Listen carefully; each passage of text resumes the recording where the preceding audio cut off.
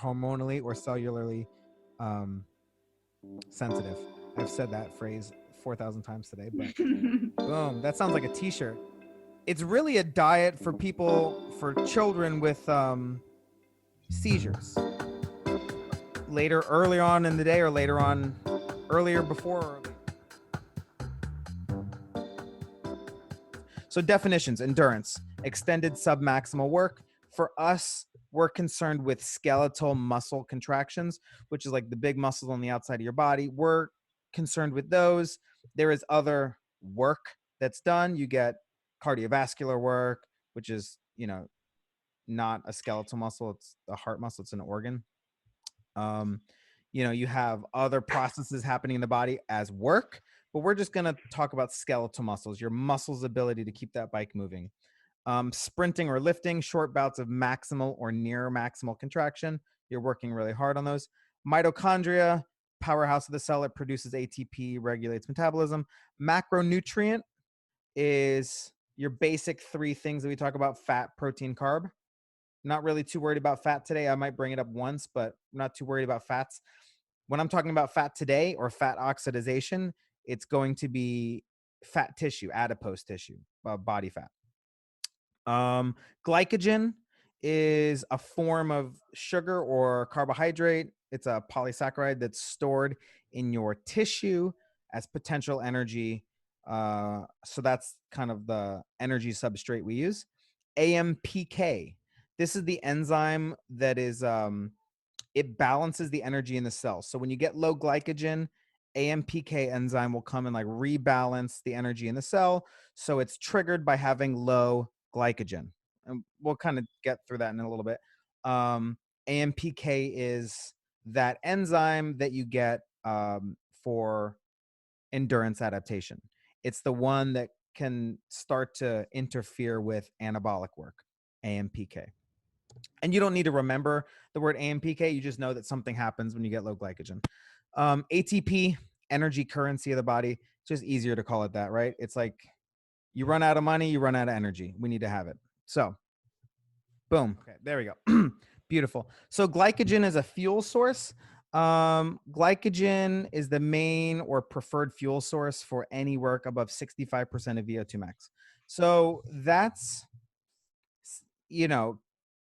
putting VO2 max, and I don't really prescribe VO2 max percentages when we do work.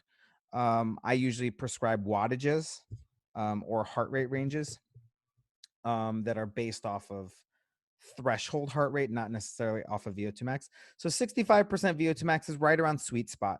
So that's right around, in the 85% FTP range. It burns. It's feeling like a 7.5 out of 10. It's almost threshold. At that point, you are increasingly using glycogen as opposed to oxidizing fat tissue. So that's like, we really hit that point where we're really using glycogen as the main fuel source. And increasingly, the higher you go, you use more and more of that glycogen. So more and more carb oxidation or oxidation. Put too many syllables in that. So low glycogen levels will impair your muscle function. It is the preferred fuel source. So when you get low glycogen, it will impair your function. And I'm sure you felt this at the end of a long ride. You just feel like your legs are quote unquote empty. They feel kind of weak.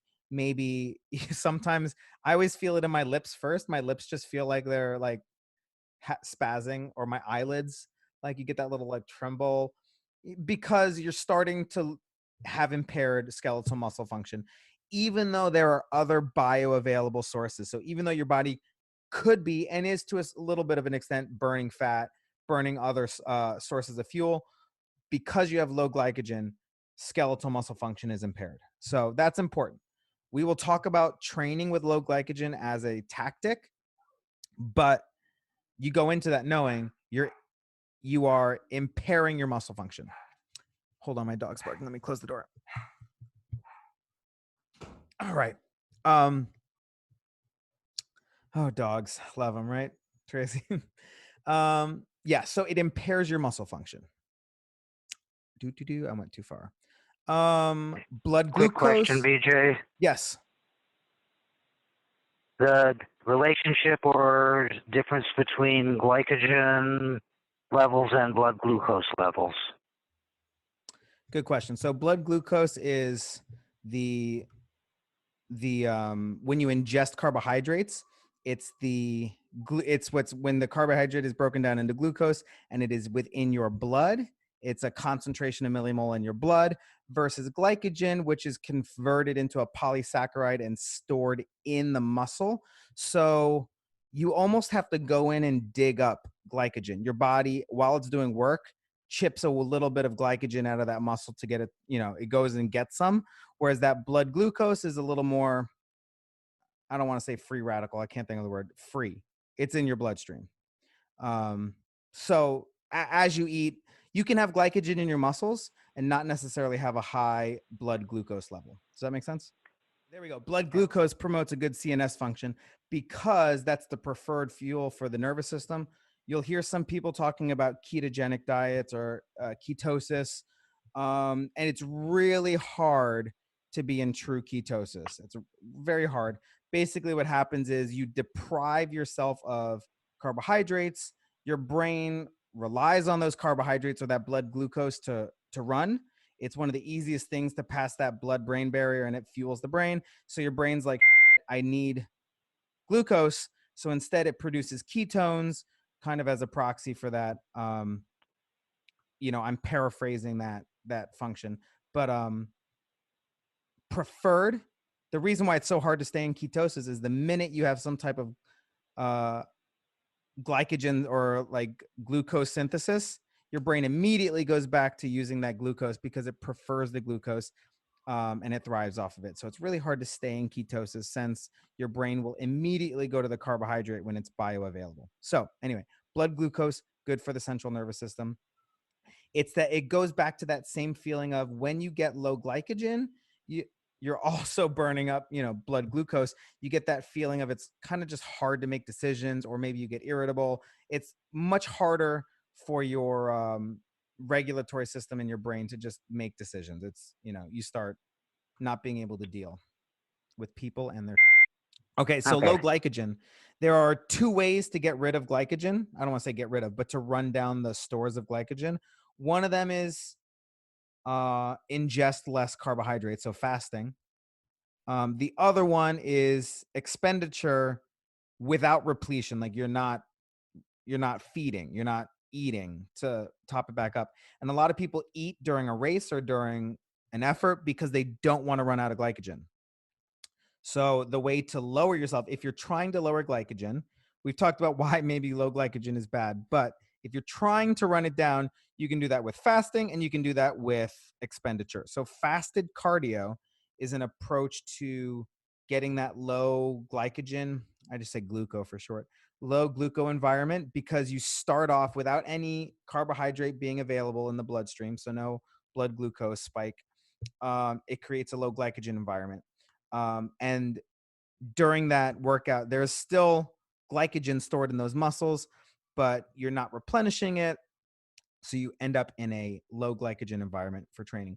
The other way to do that without fasted cardio is to run it out. And fasted cardio, what makes it easy is if you go in fasted, you're pretty much in a low glycogen environment very quickly.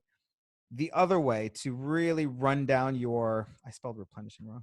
Let me just fix that.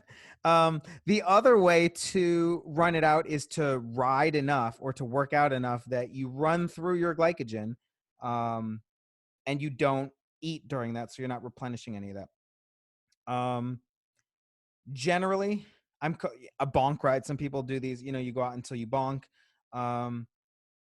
Sometimes I don't. Sometimes I prescribe a bonk ride. Sometimes I just tell people to go out for 3 or 4 hours. It's really hard to go out for 4 hours and not bonk a little bit. If you do a bonk ride somewhere around 100 TSS or more, that's typically when you get to the healthy basement of your glycogen stores, and your body starts to shut down, because having low glycogen, as we saw before, impairs skeletal muscle function. Even though you can tap in and you can oxidize fat, your skeletal muscle is still going to be compromised. So You can ride somewhere in the 100 TSS range, which is actually kind of difficult. When you do intervals, like some of those intervals, the classes that we do, those virtual intervals, you're not hitting 100 TSS for sure. Even though you're going really hard, that training stress score, which is your intensity factor, so how hard you're going relative to threshold over time, no matter how hard you go, it's really hard. It's really difficult to get over 100 TSS in under an hour. So we're talking like a 90-minute tempo ride that's hard the whole way, or like a 2-hour ride. We're 2, 3, 4 hours. It's hard to get up to that 100 TSS range. It's not going to take 4 hours, but somewhere in that 100 TSS range is where you're going to deplete your glycogen. So if you're in a race and you don't want to be glyco depleted, you would want to eat before you get to that 100 TSS spot. All right, cool. So training with low glycogen, it improves fat oxidation, but it doesn't necessarily improve performance. There's a caveat to this. There was some recent stuff that did show a little bit of improvement.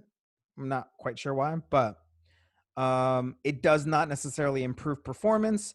They had a test with both a high glycogen or a normal glycogen environment and also a low glycogen environment, and the time trials ended up being about the same. However, the low glycogen environment oxidized fat more during their workouts. So you're not necessarily training a skeletal muscle function or your muscle's ability to do the work. You're training a metabolic process. So you're training some fat burning, some fat oxidation. So it's a great way for people to put in a little bit of, quote unquote, fat burning riding for body composition. If you want to lower your watt per kilo, if you want to get a little bit more aerobic endurance in early on in the morning, and then you can do some intensity later on in the day. So keep in mind, it impairs your skeletal muscle function. So you won't be able to do intensity, and you should not be able to do intensity. There's the caveat coming up with that. And it trains fat oxidation in the acute sense, so just during that workout. But you want to make sure that you are racing uncompromised. So we race topped up with glycogen. Glycogen is usually stored at least the session before, at least. We'll talk a little bit about how to get glycogen in.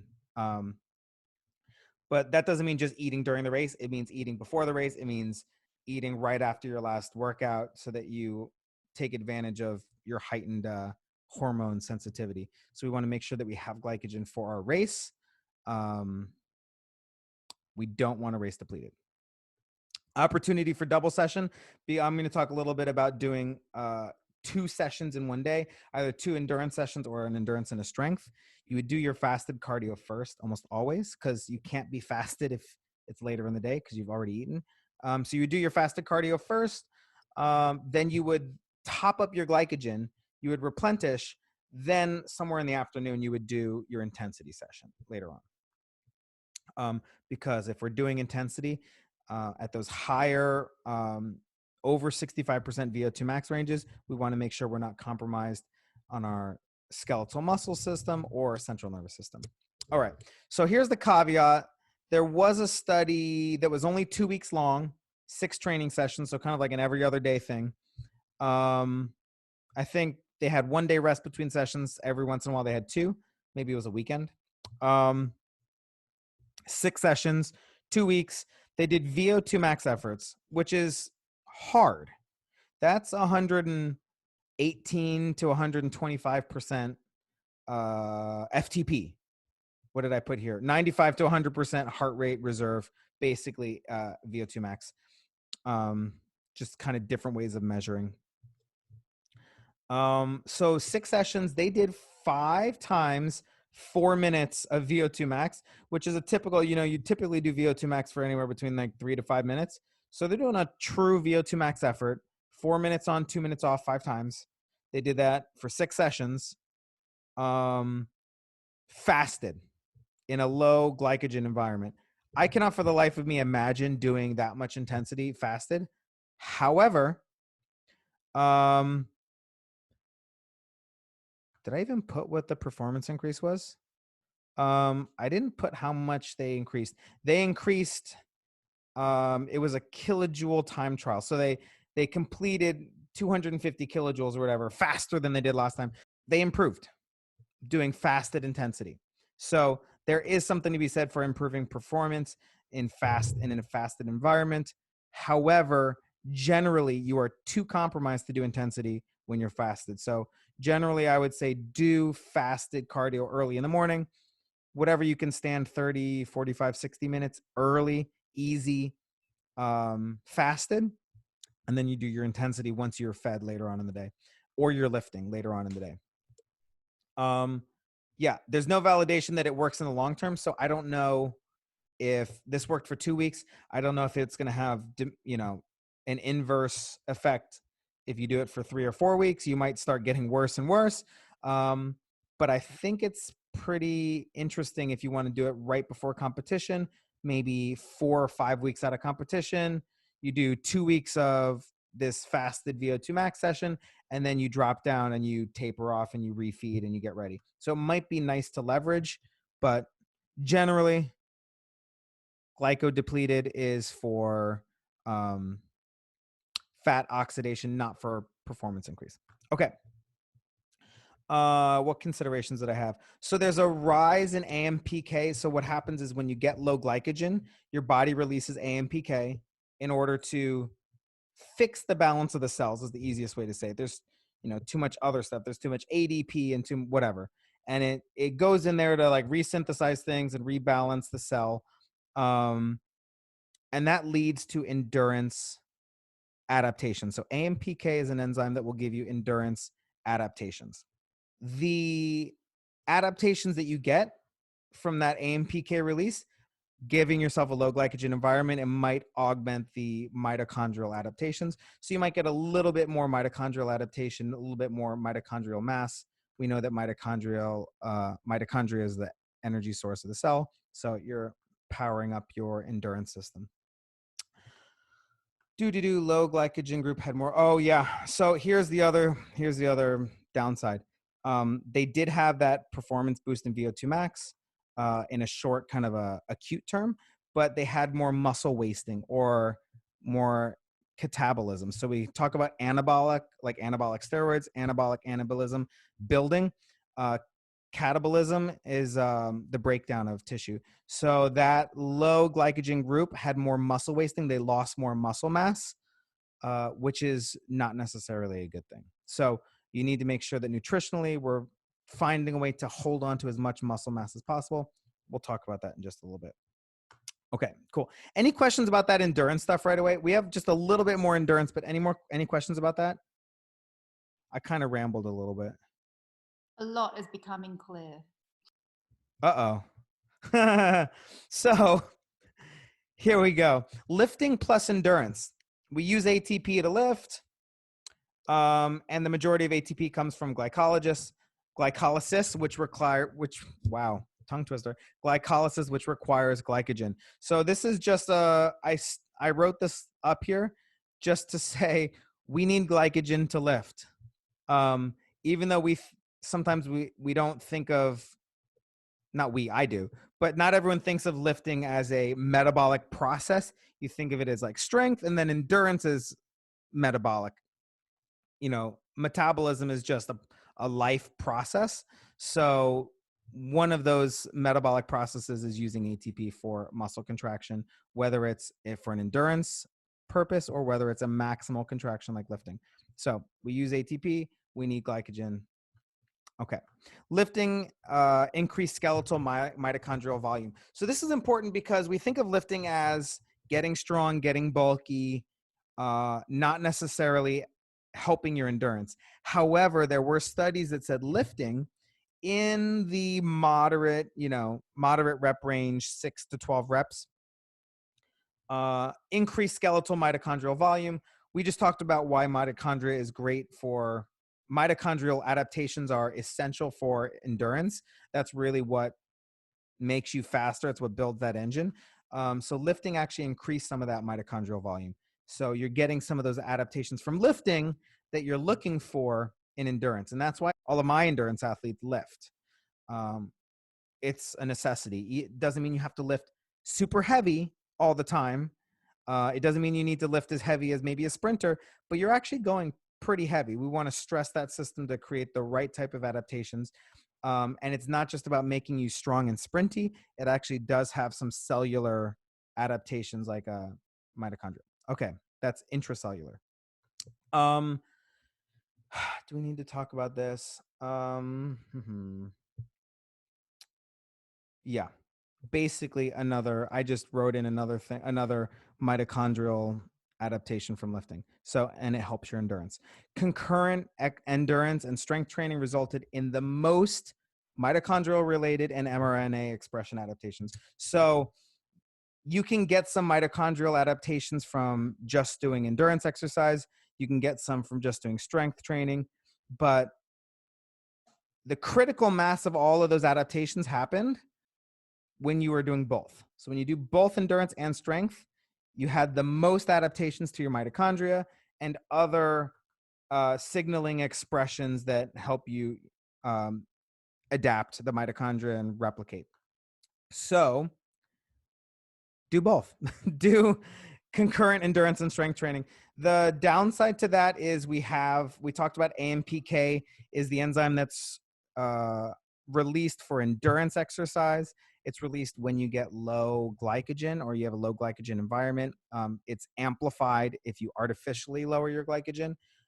AMPK will interfere with mTORC1, which is released during strength training. So you want to make sure that you do your endurance in the morning and you do your strength at night. Oh, I actually wrote that right before here. I don't know why I'm paraphrasing. Yeah, you do your strength training at night because you don't want to interfere with that mTORC1, the mTORC1 release. So let's say you lift first and then you do endurance right afterwards and your body's releasing this AMPK enzyme. It inhibits any anabolic effect from that mTORC1. So you want to make sure that you're staying anabolic. You're building muscle tissue. You're building that strength and that connective tissue all through the night. So that's why we do afternoon strength ideally, instead of doing morning strength and afternoon endurance. Because the minute you do that endurance, you're shutting down any growth you had from lifting. Maybe that was 6 hours ago.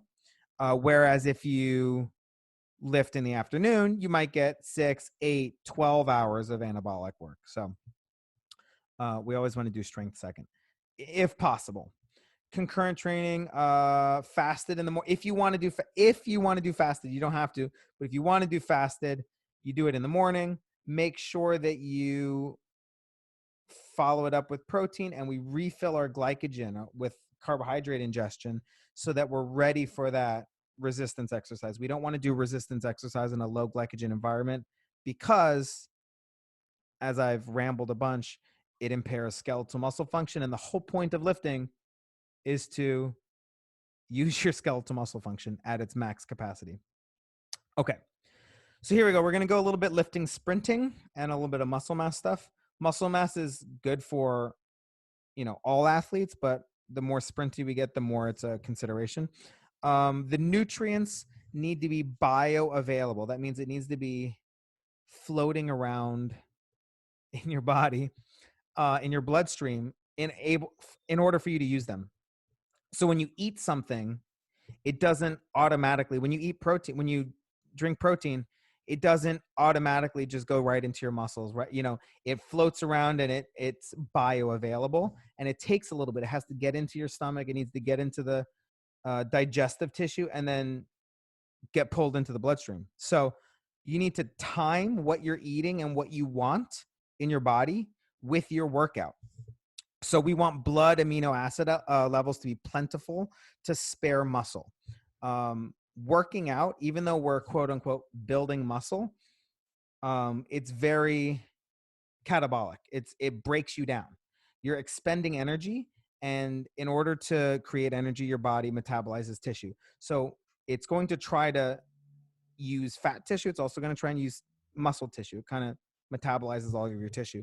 It might not necessarily always build muscle, but it prevents it from being metabolized or broken down.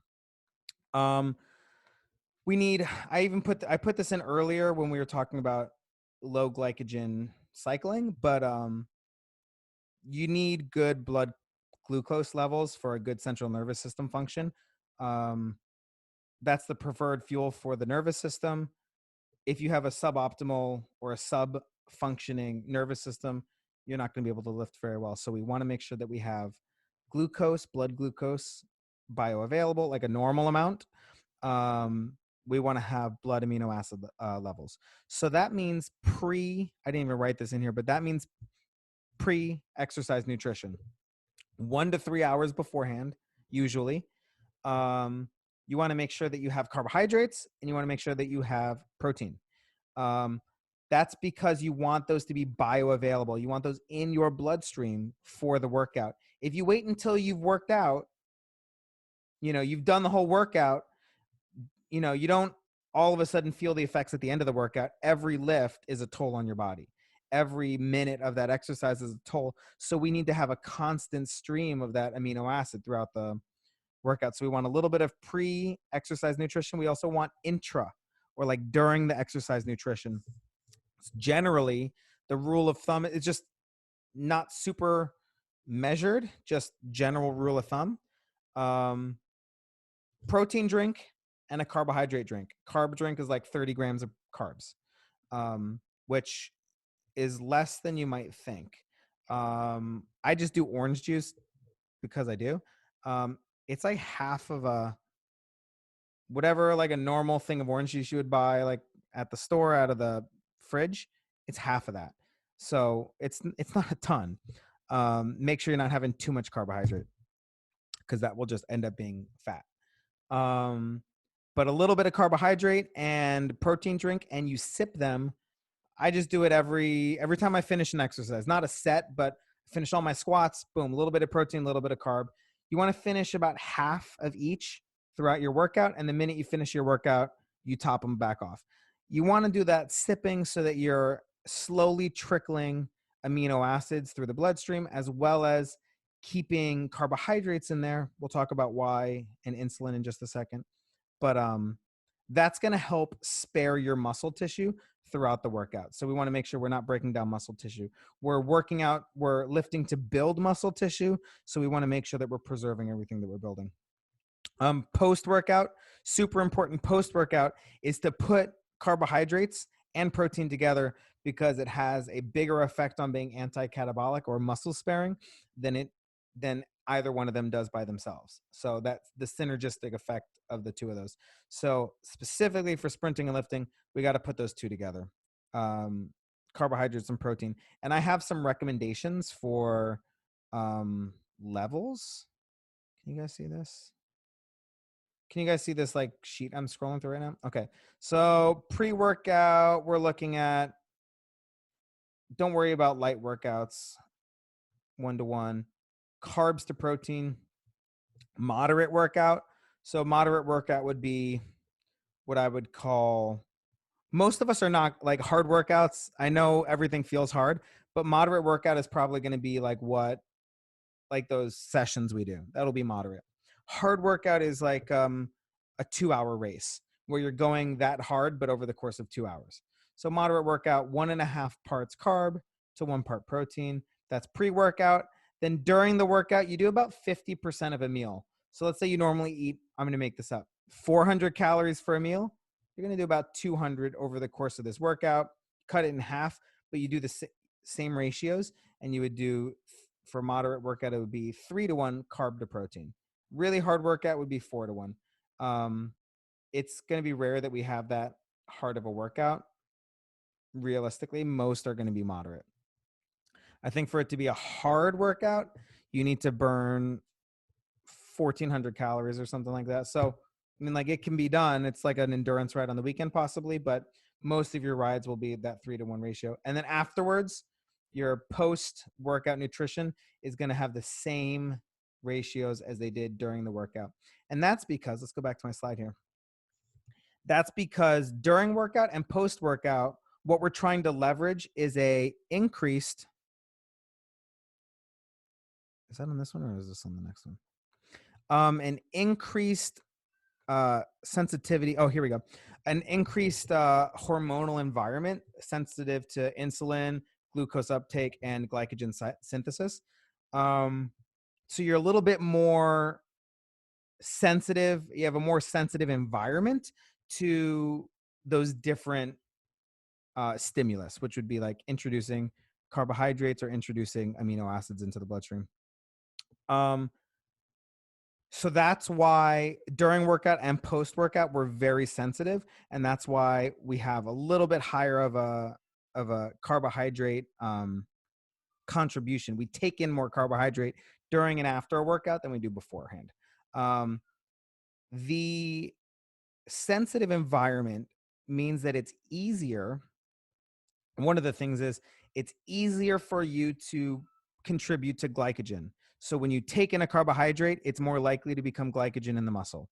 As opposed to earlier, before, or later after, when you've settled down a little bit, the carbohydrate is very likely to be stored in the body as energy as fat.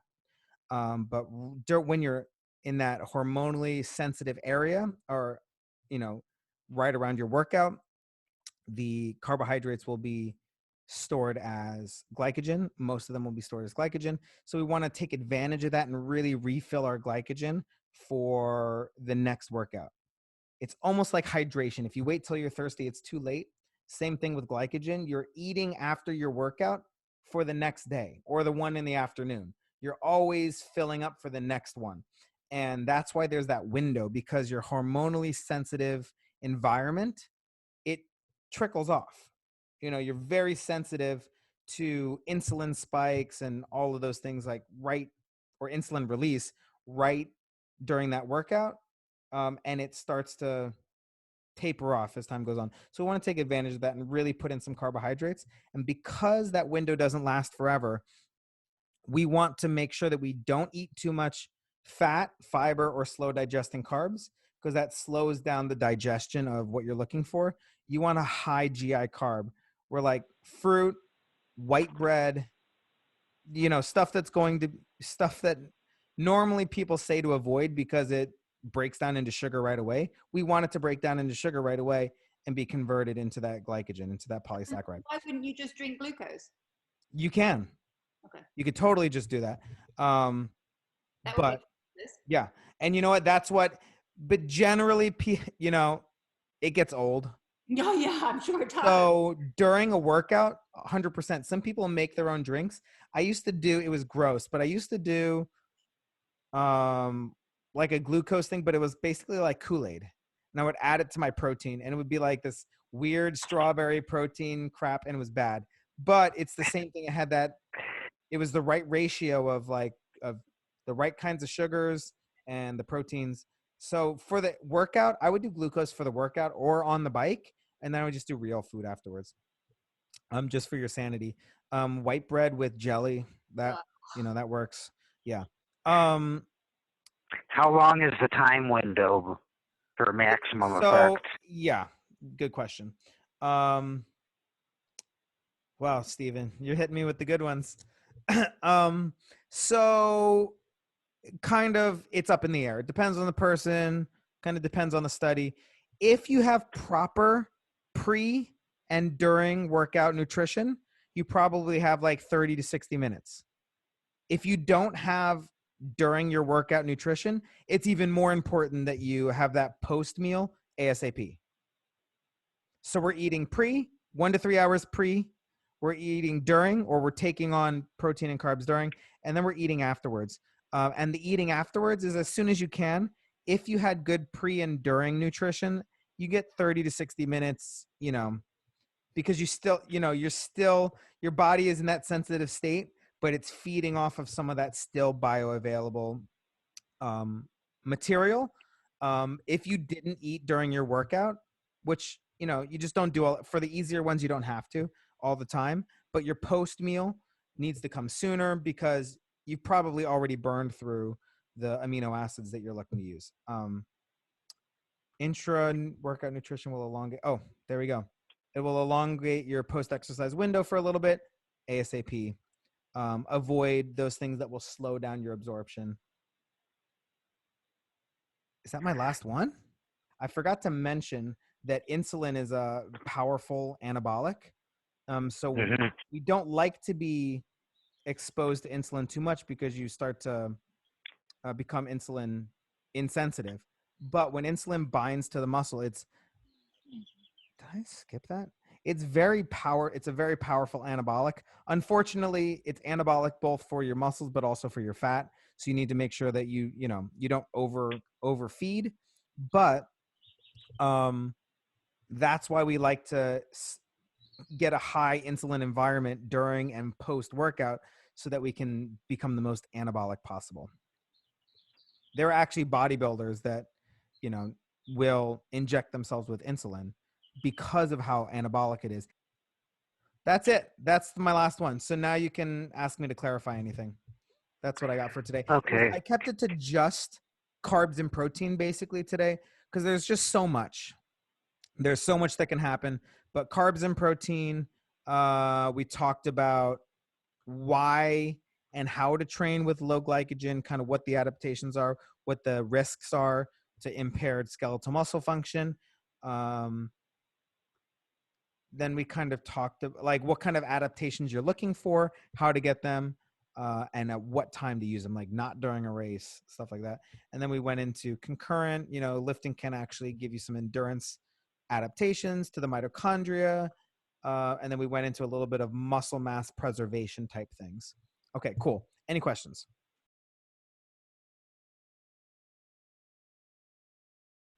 Okay. Specific good and bad foods. Like, is the whole chocolate milk thing? Is that really a good post-exercise thing, or is it bad? Ooh, good question. So, I mean, that's gotten a lot of press, and even there's some big ad campaigns about chocolate milk. yeah. So, I'm going to I'm going to answer it by not answering it. If it Okay. fits the requirements of, it doesn't have to be exact. When I say 3-to-1, it could be 2.9 to 1.1. Like doesn't have to be exact. But if it fits that carbohydrate to protein ratio, then you're good. And milk is going to have fat. Even though it's maybe skim milk, it's still not going to have a very high carbohydrate content relative to the protein. Oh, I don't I'll even have know. to look It's at the chocolate labels. milk. So whatever they put in for the chocolate, maybe, but probably not. Well, how about non-milk milks like almond milk and various nut milks? I would Or say, just read the label. yeah, look at the label, see how much, there are calculators that make this really easy too. Like you can just, with your phone, you can scan the barcode and it'll automatically upload all the calories and grams and whatever.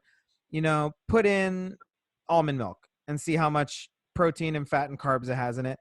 Put in whatever protein you like, put that in, mix them together, not literally, but add them up as if you were making a drink and just ask yourself, is that a 3-to-1 ratio? Is it a 4-to-1? Is it the right ratio? And if the answer is no, then you have to take something away and add something else in, Right. I generally Okay, because don't. one of the problems you run into in trying to make a protein drink is almost all of the commercially available protein supplements all have dairy in them.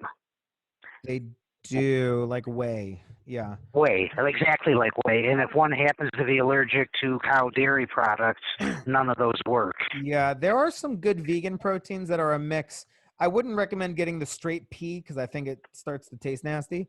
But they have some blends. It's like a blend of pea and kale and whatever. It's kind of like a greenish protein. And I honestly have so much whey protein because I, quote unquote, accidentally signed up for like a monthly delivery. So once I burn through it, I'm going to the vegan protein just because. Okay. But Yeah, the one. you look at something like that, like you get a vegan protein, you look at how much protein it has or how much carbohydrates it'll have with it as well, and then you supplement it with that whatever else you need. So if it's during a workout, I've just worked out. I have here Tracy has some. This one here. There we go. I just worked out that I do I don't usually recommend people mix protein with milk, because whatever milk, whether it's fake milk or real milk, you end up taking on the nutrients of that milk. And so now you're drinking a little bit more fat and a little bit stuff that gets in the way of the macronutrients you're looking for. It just adds calories. So I always just do my protein with water, the powder with water, just because that way I don't have to add in I don't have to control for any calories that weren't already in the protein. I do protein and water. And then for my sugars, I just drink a juice, because it's like pretty much just sugar. There's almost no protein, no fats. It's just what I'm looking for. So I do half a thing of orange juice and I do just protein. And that's just what's the most simple for me. Once you figure out what works for you, you will like what you like to eat. If it's nasty, you're not going to do it. So pick something you like. But once you figure out what works, you just do it for all your workouts, and it's easy. Make sure it's easy. You can replicate it, you know. Okay, well, I would And love then an for the excuse food to be able to afterwards, drink orange. Yeah, for the food afterwards, just eat whole food. yeah, yeah. Say like, I mean, I'd love an excuse to be able to drink orange juice because I was forbidden orange juice by the doctors for the same reason that you're saying it's good for you here. The sugar in orange juice goes into your bloodstream faster than Exactly. faster than sugar water even. And Yeah. since I'm pre-diabetic, I had to stop drinking orange juice. Yeah. So that might be something you want to scale into a little bit. It goes into your bloodstream faster, so maybe you're only doing that orange juice directly post workout, like right after a workout when you're the most sensitive to storing it as glycogen, you know? Mm-hmm. Like maybe I wouldn't do it right at the beginning of a workout where maybe you're still kind of, I don't know if I'm going to use the word upregulating, but you're still increasing that hormonal sensitivity or that cellular sensitivity. Right. And you can ask your doctor about that. You can say, you know, I'm looking to capitalize on that insulin sensitivity in my muscle, that environment. Can I do this right at the end of a workout in a small dose? I forgot to mention that insulin is a powerful anabolic. So Mm-hmm. we don't like to be exposed to insulin too much, because you start to become insulin insensitive. But when insulin binds to the muscle, did I skip that? It's a very powerful anabolic. Unfortunately, it's anabolic both for your muscles but also for your fat. So you need to make sure that you don't overfeed. But that's why we like to get a high insulin environment during and post workout, so that we can become the most anabolic possible. There are actually bodybuilders that, will inject themselves with insulin because of how anabolic it is. And it's technically, even though it's doping, I guess, it's like blood doping. It's doping with something natural. It's not something made in a lab. I guess some people, Growth hormone is natural. yeah, but yeah, I guess it's all natural, right? It all started out natural somewhere, but yeah. Well, you probably shouldn't be encouraging us to do things that will get us in trouble with the doping agencies. Don't inject anything. But that you're not already told to by a doctor. But people are trying to leverage it because it's so powerful. So if you can leverage it internally and in a holistic way, that you can really capitalize on that.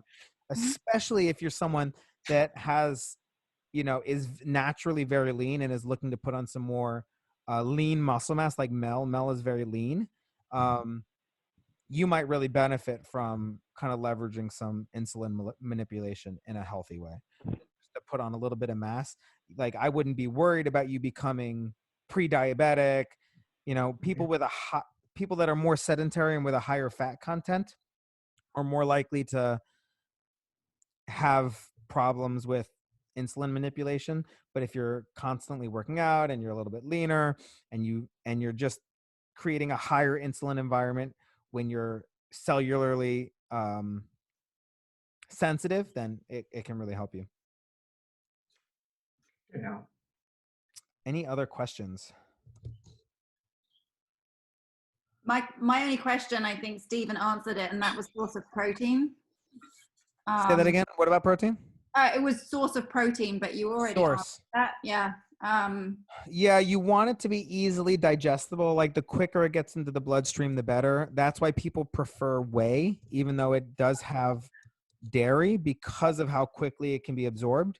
So other than that, yeah, go for another type of powdered protein, ideally, just because even like, not that you'd be eating chicken while you're working out, but like if you were like eating chicken or like eating tofu, it's just harder to digest, right? It's much harder for you to break it down and to extract the protein out of that. So the quickest way is to just go for the protein. Okay. Yeah. I basically don't eat before a workout. I don't eat during a workout, and I have that afterwards. So maybe this is Wow. So you're like 0 for 3 on these. You're like, you get half a point because you do take one afterwards.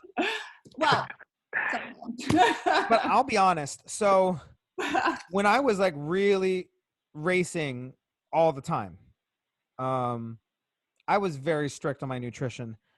I'm much more loose now. Like I'll go out on a ride without eating if I know it's not going to be the hardest ride in the world. I'll just go out because I'm like, it's fine. I know I'm not going to be racing Zwift. Before I raced Zwift, I was drinking this like strawberry smoothie thing with sugar in it because I knew I was going to need it. And then afterwards, I don't always drink protein on the bike when you're going hard because it's actually really hard to digest sometimes. You get this thing called blood shunting, where your body takes blood away from your digestive tissue to use it where it's needed for survival, because you're basically going into an emergency mode, and digesting is not as important as, staying alive. Your body is like in an emergency mode. So you'll end up sometimes with stuff just sitting in your stomach, not being digested. Happens a lot for runners, like sloshy stomach, all that stuff. It's because you get blood shunting away from the gut. This does not, just because I'm saying that, eating more is going to help your performance, doesn't mean to, like, you're right now, you're eating 2,000 calories. That doesn't mean eat 2,600 calories. You're redistributing your caloric expenditure. So that means maybe because you're eating more pre, during, and post than you normally would, that means you're eating less in the morning and at night. Generally, you're going to eat the most right around your workout, during and post. So your carbohydrates, especially for an endurance person, your carbohydrate expenditure post-workout will be your highest. And then it starts to taper off throughout the day, little by little. So like maybe you get 90 grams of carbs after a hard ride. Then the next one you'll eat 70 grams, then 50 grams, and maybe at night you'll have 20 grams. I just kind of made those numbers up. I don't even know how many meals that was, but that's the general idea. You don't eat as much carbohydrates before your workout because you have not yet that day gone through that process of becoming more hormonally or cellularly sensitive. I've said that phrase 4,000 times today, but have you got a split? Have you got a macro split of like what percentage fat? Like 50, 40, 30, yeah. Yeah, for the whole day? Generally, yeah. Yeah, so you would go on the split. The split would be for the overall day. Yeah. Not for each meal. A lot of people, let's say they do 50. No, that would be too much. 40, 30, 20?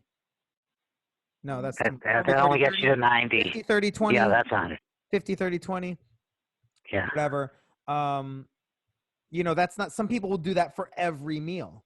But realistically, if you want to leverage that sensitivity, you're going to want to put more carbohydrates stacked around your workout. And because you're putting more carbohydrates there, that means you have less to eat earlier in the day, or, so I can go through and we can balance those macronutrients out. I don't off the top of my head, can't go through it right now because I haven't looked at it in a while. That's something you can do, and you eat differently on a non-workout day than you do on a workout day, on a light workout day versus a hard day, and I would say, just to keep yourself sane and not go crazy, on a hard workout, you eat more carbohydrates right after your workout. On a non-workout day, You can chill on the carbs. Eat less. Just eat less. And it Yeah. can be balanced. Each meal through the day can be kind of balanced. But on a hard workout day, you eat the most carbs afterwards, and then it kind of scales back to normal. On a moderate day, you eat more carbs than usual, and then it scales back to normal. That's generally how I would do it. Protein generally stays even throughout the day because you're not more sensitive. There is no such thing as being more sensitive to protein intake. You're more sensitive to converting that carbohydrate into the polysaccharide glycogen. You want a constant stream of those amino acids, partly for those hormones, leptin and ghrelin. I can never pronounce it, but leptin and ghrelin. Yeah, the hunger and the non-hunger hormone. Those amino acids will, deal with that. But you want a constant supply in the blood of those amino acids. So generally, like 30-ish grams per meal, 5 times a day or something like that. Yeah, generally. How long before the start of the workout should you be eating the extra carbs and whatever? 1 to 3 hours. 1 to 3 hours. Okay. Yeah, you don't want to be within that 1 hour mark, mostly because of that blood shunting thing. So we're eating before workout, we're eating real food. After a workout, we're pretty much eating real food. During the workout, we're eating like powdered protein and real food, as in not imaginary, Tracy. Hi. Does that make sense? Yeah. Sweet. No. And we got through a lot. I thought I didn't think we were going to get through so much, or it was going to get quite as deep, but I think that was a good one. Yeah, it's a lot of good information. Yeah. Does anyone have any questions on how to apply these? We talked a little bit about applying, but was there anything on this that you guys didn't understand? Like, how does this apply? I don't know how to use it. Yeah, I was gonna say, sorry, it's a good reminder that carbs aren't evil, because with the popularity of keto, it's like and so the thing is with carbs ketogenesis, it's really a diet for people, for children with seizures. Yeah. And that's because your brain prefers the carbohydrate as the fuel, but if you get the ketones in the brain, somehow it blocks the mechanism to give the kids seizures, like childhood seizures, because your brain is using those ketones instead of the sugars. I'm not crazy about it as a diet. It's also very hard to be in true ketosis, because even when you take in protein, it breaks down into glucose, which then takes you out of ketosis. So it's really hard. It's kind of like it's not like a catch-all term for just like low carb. It's just a fancy way of saying Atkins, basically. Yeah, and that fats are important, right? We talk about the good things about fats. There are good nutrients in fats, but for our purposes, we're calling it the least important macronutrient, because if you have protein for muscle sparing and muscle building, and you have carbohydrates for skeletal muscle function and for muscle sparing, fat for sports performance ingested fat, dietary fat, is going to take a back seat. So you can eat fat when the calories allow you for that, and you've already met your carb and your protein requirements.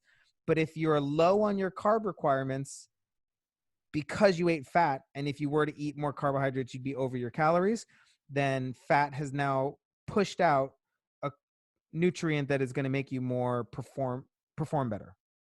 Yeah. So we want to optimize the nutrients that are going to make us perform the best. And then with whatever extra calories you have within your metabolic rate, you can fill it in with fats and just spread it out throughout the day. Yes. Carbs for fuel. Boom. That sounds like a t-shirt. All right, guys. That's me. I'll talk to you soon. Bye-bye. Love you. Thank you.